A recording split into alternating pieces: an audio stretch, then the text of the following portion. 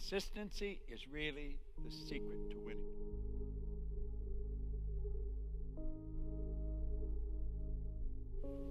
I think learning is sacred.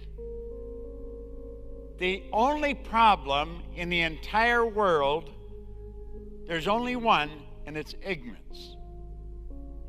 Simply not knowing. If everyone was aware of who they were and what they were, we wouldn't have any problems. There isn't anybody that's any better than anyone else, and there's no one any less than anyone else. Every one of us has exactly the same potential. And we're God's highest form of creation. There is nothing on the planet that will equal us. If you think about this for a moment, all the other little creatures on the planet are completely at home in their environment. We are the only one that's totally disoriented in our environment. We are. And that is because we have been given the ability to create our own environment. Unfortunately, most people don't. They let the outside world control them. And you know, I was talking to Jamal in the back of the room. Where's Jamal? Is he there? He is there. Here's a young guy. He's only been at this for a year, and his income is at $60,000 a month. And he expects by the end of the year that it'll be at 100. Give him a hand.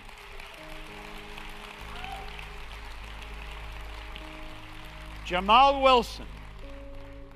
He has a young chap with him, Chris Breiter. Out over, and I was talking to Chris. He's there, and Jamal is helping Chris. Young guy, changed his life. Do you know, some of you are looking at these programs and you're thinking of why you can't do it. And I said, why don't we just spend our time thinking of how you can? Well, at any rate, some of you are looking at this and you would like, how many would like to be involved in those programs? Let me see a show of hands. Wait a minute. How many can hold up their hand above their shoulder? All right.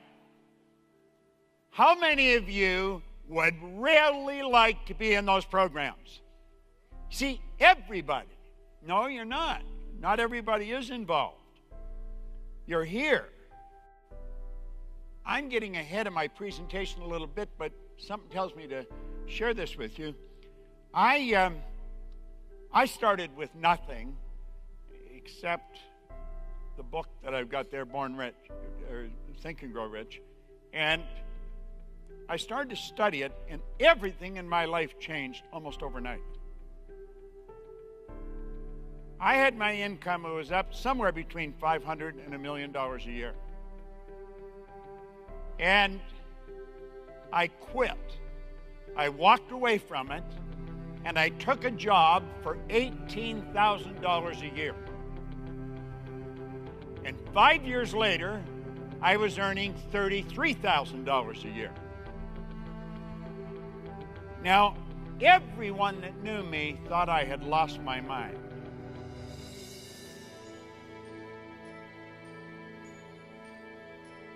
But I never thought so. I did it so I could learn. I went and I started to work with Earl Nightingale and Lloyd Koenig. I had an office right beside theirs. So if Earl ordered a book, I had his secretary get me one. She always had some money of mine. If he subscribed to a magazine, she subscribed to one for me. I had access to his calendar, so if Lowell Thomas or Eric Hoffer or somebody like that was coming in, notable individuals, I knew they were coming. And I would do some research prior to them coming to visit Earl. And when they stepped out of Earl's office, I'd step out of mine. And I'd introduce myself, and I'd ask if I could just get a minute or so with them. And they instantly knew that I knew who they were. I let them know I knew who they were. Some of those people became my friends, but they all became my teachers. This is such an absolutely incredible opportunity. See, this is like the gold rush days. It really is. This is a new frontier. Well, when I got into this business, it was a new frontier. Personal development's a new idea. Earl Nightingale's Strangest Secret record came out in 1959. I got into his material in 1961. So, I mean, it was a new idea. The Strangest Secret, the recording, is what actually started the personal development industry as we know it today. And it came on a vinyl record, and I had a battery-operated record player. I used to drive around playing the record. Now, some of you may be old enough to remember those records. You would play both sides of them. You turn the record over and play the second side. Well, the first side was called The Strangest Secret, but when you turned it over, it was called To Pay the Price. If you want to win, you've got to pay the price. And if you're not prepared to pay the price, you don't deserve to win. It's that simple. There's nothing complicated about it. For some strange reason, most people are not prepared to pay the price. And trust me, this is a phenomenal opportunity. I have been in this business now for 46 years. I started to study it 54 years ago this month. I don't endorse a lot of programs because a lot of the programs I don't want to endorse. Now, 53 years ago, I picked up this book. I didn't just pick it up. Somebody gave it to me. This is Napoleon Hill's book, Think and Grow Rich. Now, this particular copy is falling apart. I have read this every day. Somebody had me autograph a copy of Think and Grow Rich in the back of the room. It was a new one, black leather, and I took and I showed him mine. I've read this every day for 54 years. Consistency is really the secret to winning.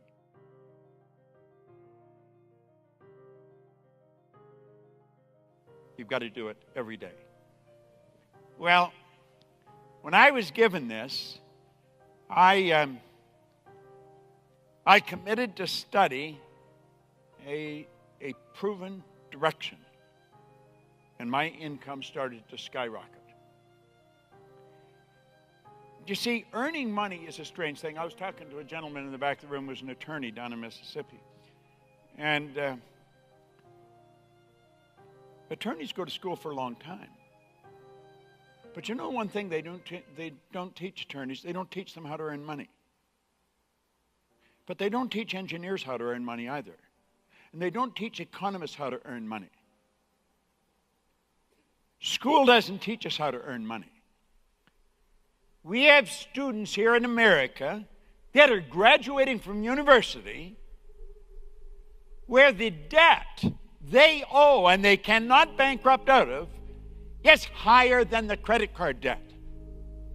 And they can't find work. There's something wrong with the system. Money's absolutely essential. People say, well, money's not important. That's usually a defense mechanism a person is putting up that's broke. Money's very important in the area that it's used. Well, I was very, very fortunate. I was 26. I had never gone to school. I went to high school for 2 months. I had no business experience. But the man that I met gave me this book. And with a little discipline, you can create a substantial income for yourself starting today. You really can. And you've heard evidence of that here all day. If we're going to win, one of the rules is go to someone that is demonstrated by results, they know what to do, then do exactly what they tell you. I told young Chris back there that Jamal's working with, I said, listen, you should do exactly what Jamal tells you. How many know Laurel Langmeyer? Quite a few. Well, I coached Laurel, and she wouldn't do what I told her, so I fired her. And I wouldn't refund her money. And I told her that. Now, she tells everybody that today because she realized that I did the best thing for her. It's a strange thing. We want people to coach us, but we want them to coach us our way.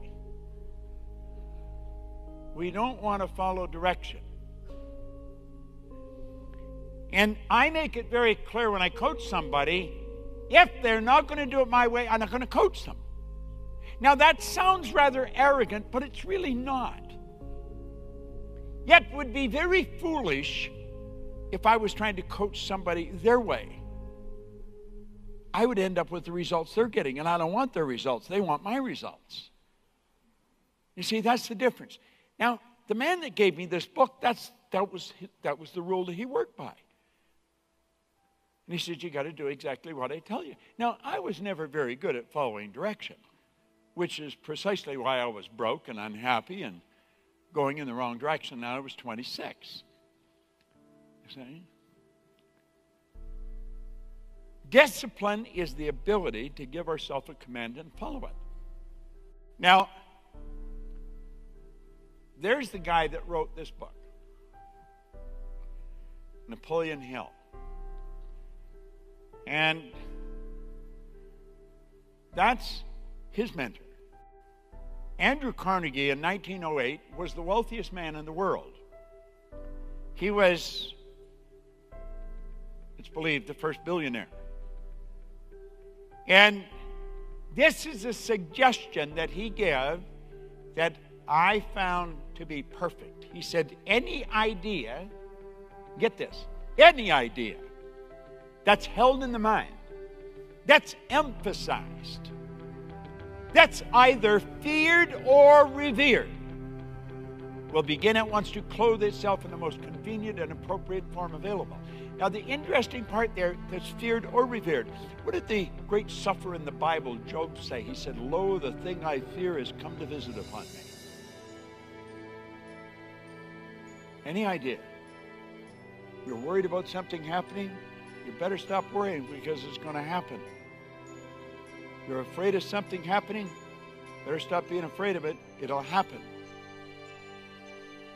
We want to hold the image of what we want and realize that we are an expression of an infinite power that operates in an orderly manner. I quoted Dr. Werner von Braun on The Secret, where he said the natural laws of this universe are so precise that we have no difficulty building a spaceship, sending people to the moon, and you can time the landing with the precision of a fraction of a second. That is a very powerful statement. Any idea that is held in the mind, that's emphasized, that's either feared or revered, will begin at once to clothe itself in the most convenient and appropriate form available. Well, the man that gave me this book wrote an R on a sheet of paper. Then he put 3 letters down beside it, 2 H's and a W. I said, Bob, let that represent results. And let it 2 H's and a double, that's happiness, health, and wealth. Then he asked me, his name was Raymond Stanford, he said, do you think I'm a happy guy? And I said, yeah, he seemed pretty happy to me. I didn't really know him that well, but he was pretty happy anytime I saw him. He said, have you ever seen me sick? And I had to admit I had. He said, have you ever seen me when I was broke? I hadn't. I was always broke. Always. I never had any money.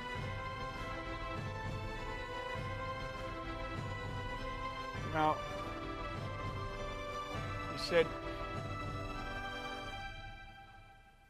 he said, you're the most miserable person I've ever met.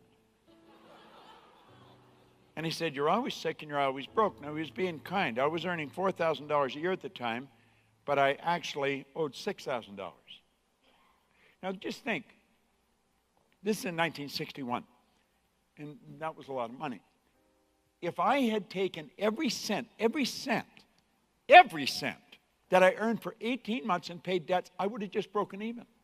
I'd had nothing to live on. You see, it was a hopeless situation. I didn't even try and figure out how to solve the problem because it was an impossible situation. And he said, do you read anything? And I said, no, I can't read. Now, that wasn't true. I could read. I just didn't. Horace Mann said a person that doesn't read is no better off than the one that can't read. And he said, I'm going to give you a book. And he said, if you will study this book every day, because you don't ever have to finish it. It doesn't matter if you ever finish the book. What matters is that you understand and apply what you read. But he said, if you read this every day and you do exactly what I tell you, he said, you can have anything you want. Now, I didn't know this guy real well. I'd never heard anybody talk like that before in my life. He said, if you read this every day and do exactly what I tell you. Now, I was losing. I was on the fire department in a suburb of Toronto. I should never have gotten on the fire department. I didn't have the credentials or the qualifications to get on, but I got on. And I had people try to help me. I'd been in the Canadian Navy. I'd been in the Navy. I'd worked in factories and bars. And, you know, people had tried to help me. As I look back, in retrospect, I can see where they really tried to help me. But I wasn't paying attention. They couldn't get through to me. This guy got my attention. And I don't know why, but I decided I was going to do what he suggested. Now, the first things he had me do was decide what I wanted and write it on a card. And carry the card in your pocket and read it as often as possible every day. I wrote on the card that I was going to have in my possession by New Year's Day of 1970, $25,000. I didn't really believe that. This was in 1961. I gave myself almost a decade to do it. I really didn't believe it would happen. Do you know what I found out? If you write a lie on a card and you read it often enough, it's going to start to happen.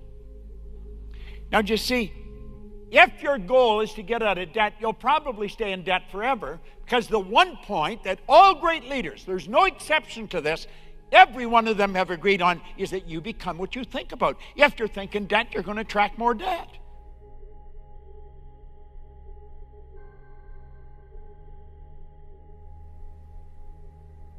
I was always thinking of debt, and I was always in debt. Now, reading this card, and I kept reading it, I started to think of earning money. You'd say, well, weren't you thinking of that before? Obviously not. Well, you don't think how to earn money if you're like that. You just do what you do. You wake up in the morning, you do the same thing. And I heard a guy say, there's good money cleaning floors. And I said, I'm not proud, I'll clean floors. But he said, you should clean them for yourself. Well, I got an opportunity to buy a used floor machine, some buckets and mops. It would cost me $1,000. Now, of course, $1,000 is a lot of dough. I didn't have any. Nobody had lent me money, and I didn't blame them because I knew I wouldn't pay them back, you know. Not because I didn't want to. I just never had enough money to pay them back. But I found a man who lent me $1,000. And I bought the used floor machine, some buckets and mops. You know, a year later, I was earning $175,000 a year. I was like Jamal. Woo! I had no idea what I was doing. And then I took it over $1 million a year. In less than 5 years, I was cleaning offices in Toronto, Montreal, Boston, Cleveland, Atlanta, and London, England. I had no idea what the hell I was doing. I really didn't. I was listening to Tom up here. Tom was telling you all the great things he was doing. He wouldn't really understand what he was doing. He was what you call an unconscious competent. Well, that's really what you were. But you want to know something? Almost all people that are very, very successful cannot articulate on why they are. I've worked for some of the largest companies in the world. They don't know why their stars are stars. If they knew, they'd can it and give it to everybody. The Prudential of America, the largest insurance company in the world, spent millions on training. They did not know why their top people were top people. I went into that company. We took their sales up by hundreds of millions of dollars. I could go there anytime I wanted. I worked with that entire company. Then I worked with all the Metropolitan Life, State Farm, over in Great Eastern, over in Asia. You see, I figured out why you do what you do and why you don't do some of the things you want to do. Don Shula, the coach of the Dolphins, he said it's the start that stops most people. And that's so true. It's the start that stops most people. Why? Well, you see, I've been raised to believe if you're going to earn a lot of money, you've got to be really smart. Well, I started to think, what's happening here? Somebody would say, what are you doing? I would say I was cleaning offices. A lot of people were cleaning offices. They weren't doing what I was doing. I'd say I was reading Think and Grow Rich. A lot of people were reading this book. They weren't doing what I was doing.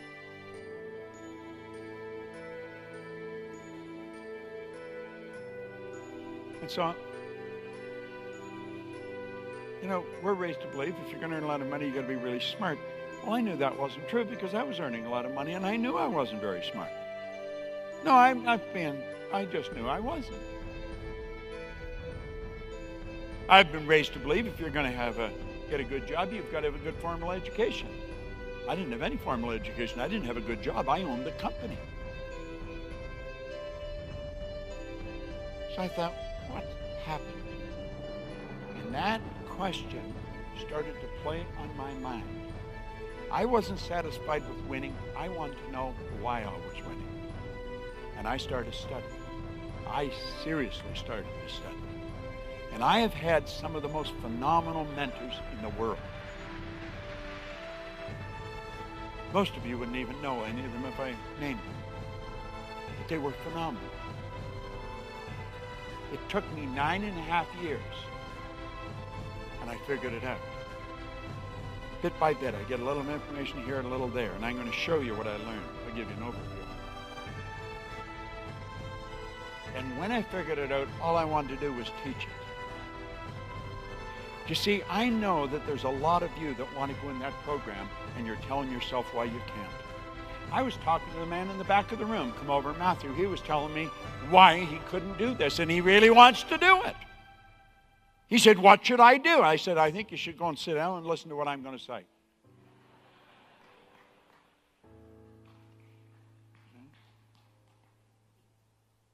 See this guy?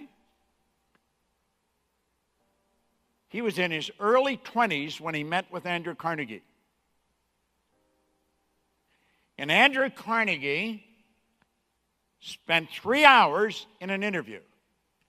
He got an interview with the wealthiest man in the world. He's a young guy in his early 20s. He's a reporter for some little magazine. He must have been a basket case. He would be so nervous to go and sit down with this guy. He spent 3 hours with him. At the end of the 3 hours, Carnegie said, this interview isn't ending. It's just beginning. He said, you come on home with me. And he said he was glad he took him home because he didn't have enough money to rent a hotel room.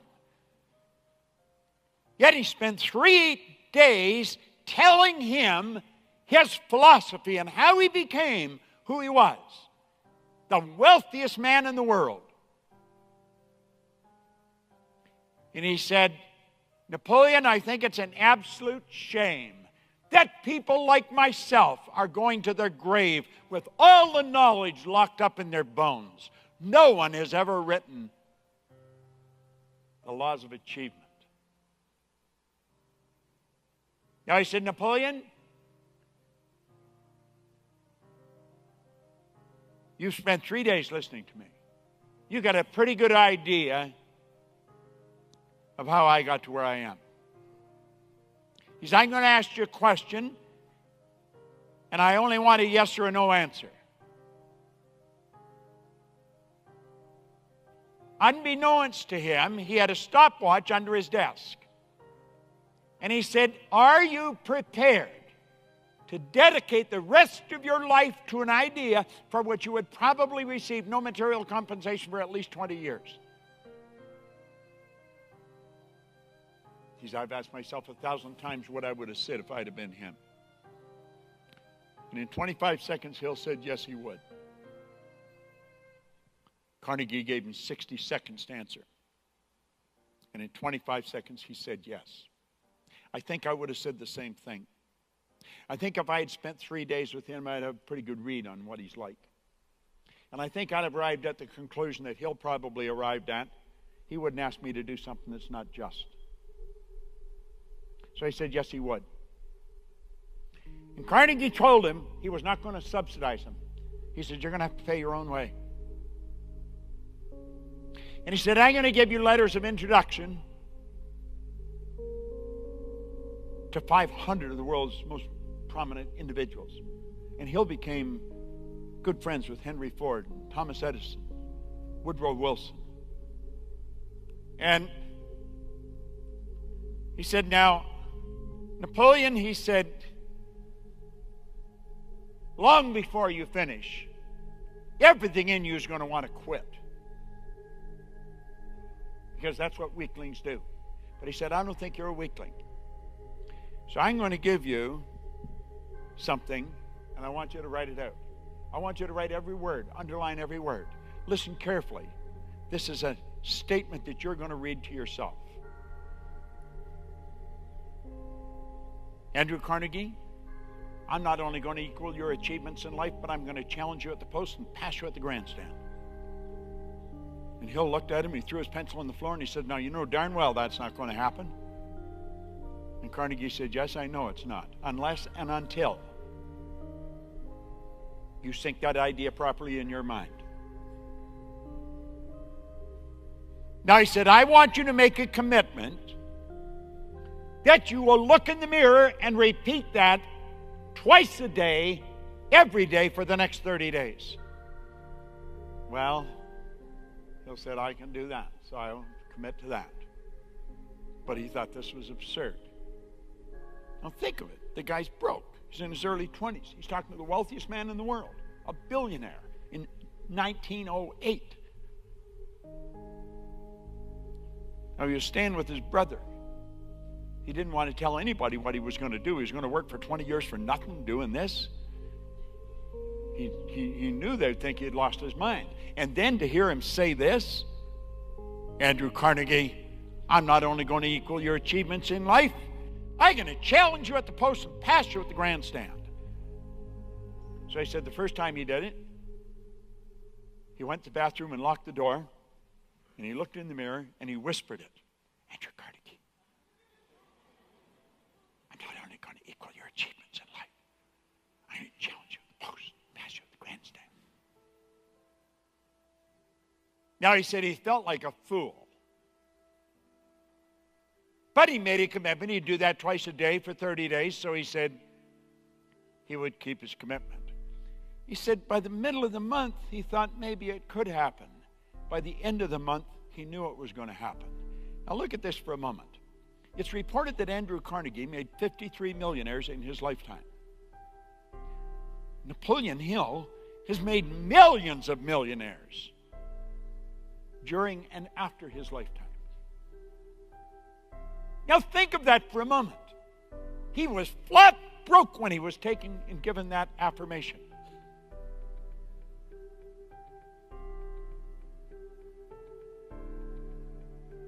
When I studied that, that gave me cause to think seriously about Carnegie's suggestion. Any idea that is held in the mind, that's emphasized, that's either feared or revered, will begin at once to clothe itself in the most convenient and appropriate form available. And I decided that I was going to set myself a target that I did not believe, but I wanted. And if you will do that, and you give yourself the proper affirmation, I guarantee you everything in your life will start to change. Now look at these lines for a moment. let those lines represent levels of vibration. First of all, let's understand that vibration is a law of the universe. Everything vibrates. The walls in this place are moving. They are not still. If you take a look at them through a microscope, you'll see them moving before your eyes. The body in a coffin is not dead. Yeah, it's moving. And if it wasn't moving, how would it ever change to dust? Pick up the remains and look at it. The law of vibration decrees everything moves, nothing rests. We live in an ocean of motion. This physical instrument you're living in, your body, is a molecular structure. It's changing at the rate of millions of cells per second. Your brain is an electronic switching station. When you think, you activate brain cells. You alter the vibration you're in. You and I think on a frequency. Levels of vibration are called frequencies. And we think on a frequency. Now let these puffy little clouds represent thoughts that you're thinking, and they produce the results that you're getting. If you don't like your results, you're going to have to change your thinking. This is an absolute law. See, thought energy is cosmic energy that penetrates all time and space. Think of this for a moment. You know that I can take your picture with this, and I can hit send, and the second I hit send, wham, like that, it's omnipresent. That picture is 100% evenly present in all places at the same time. And if I'm sending it to your email address, it won't matter whether you're in Buenos Aires, Singapore, or New York. You're going to get it. It's everywhere. That's where your thoughts are. Your thoughts are everywhere. The only thing that stops a thought is that which resonates with that thought. We've got to think of what we want, and by thinking of what we want, we attract it to us.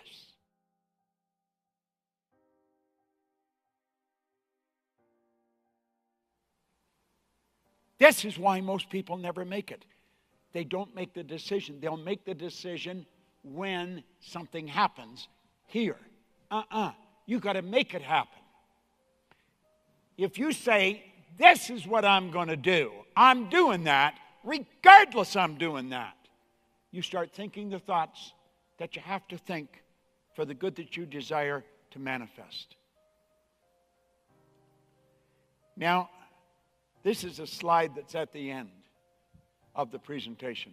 I went over about 10 minutes before I come up here, and I moved the slide to the front because I want you to know that we're going to talk about why that's so. You can't be thinking on that frequency and get the upper results. It just don't happen. I want to give you an incentive to do this. It's very important to me that you do this. You see, I haven't had to work for years. I was 80 on my last birthday.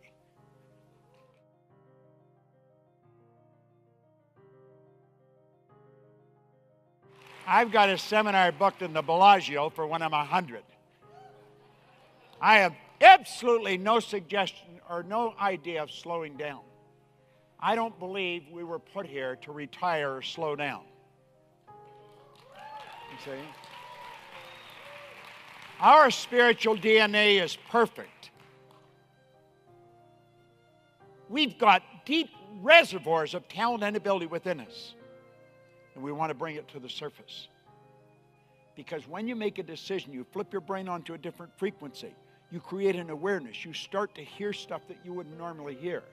See, all the knowledge there ever was or ever will be is 100% evenly present in all places at the same time.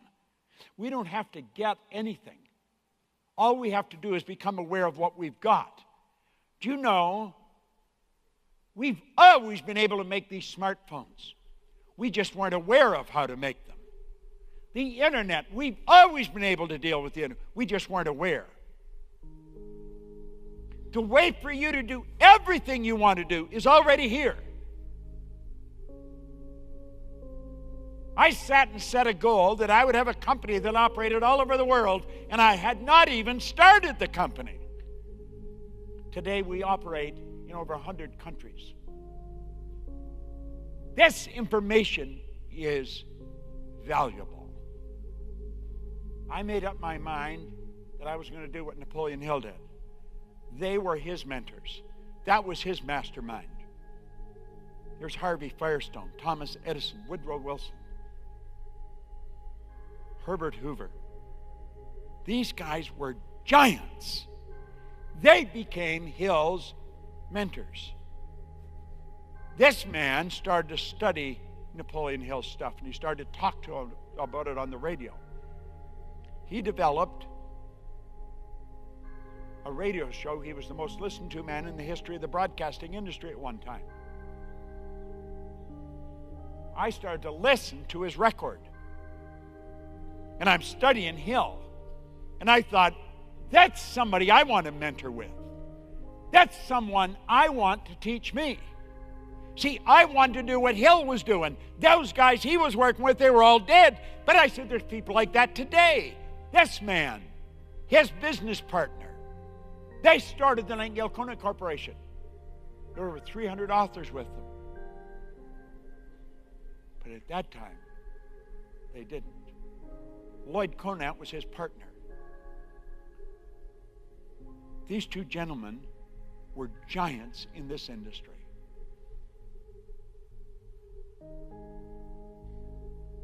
I got that book in October 1961. I read that magazine in October 1963. And in that magazine, I saw an advertisement where Earl Nightingale was looking for people to distribute their material. I made up my mind I was going to work with him. That magazine triggered it in my mind. That's me as their vice president of sales in 1968. That was the sequence.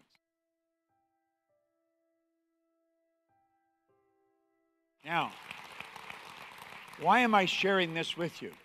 I'm sharing it with you because I've learned that if you will mix with the people that are making it happen, you will learn how to make it happen. They want to teach you. They want to share it. It's like Mike Long said, he wants to be transparent. All the giants do. They don't compete. They cooperate. There's a big difference between competition and cooperation. This is a select group of people in this room. You're all studying with some of the most powerful people in this industry. You can sell all over the world. We sell all over the world. We follow what they teach in our company. We earn millions of dollars. Here's a guy, no formal education, no business experience. But I believe in the potential of the human being. And I know that if we will make the decision to do what we want to do, God's created us that way.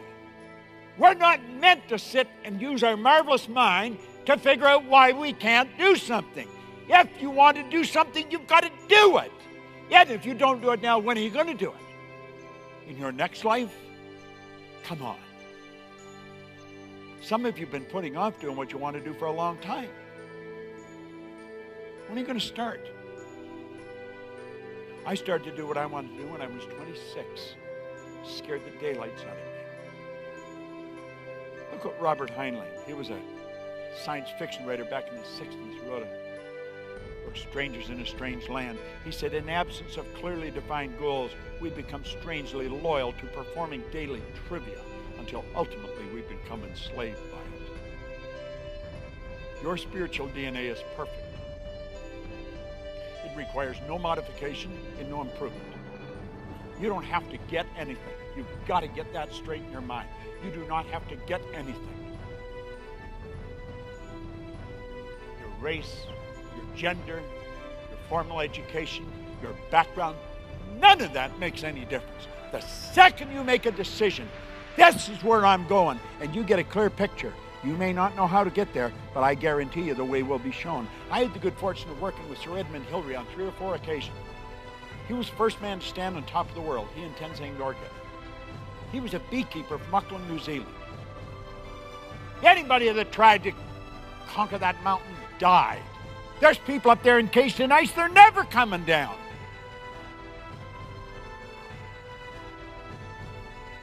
51, he went and he failed. He went back in 52 and he failed again. But in 1953, he and Tenzing Norgay stood right on top of the world. Do you know there's been over 1,000 people do it since then?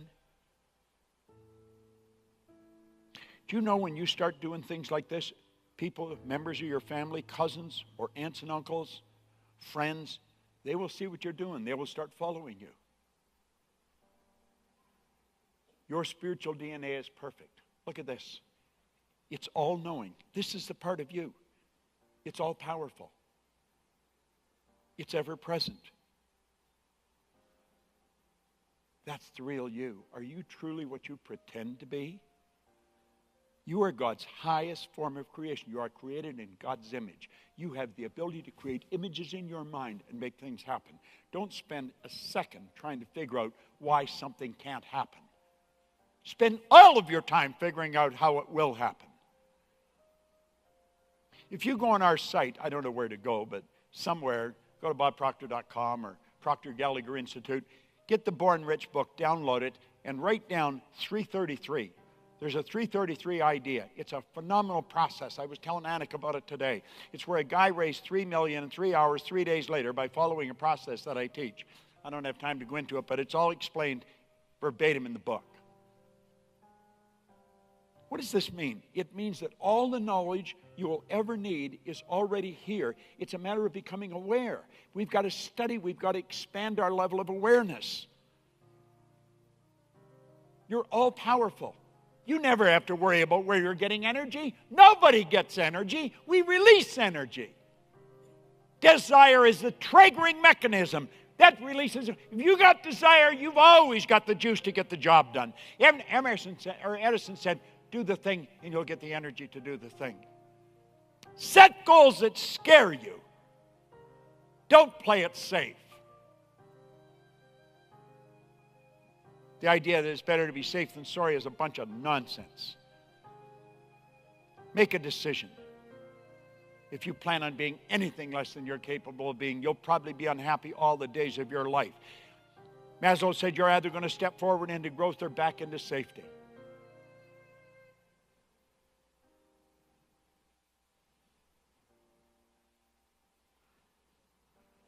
I want you to think. I want you to really think. When we seem to have difficulty growing our income or our company, 9 times out of 10, the cause of the problem is right there.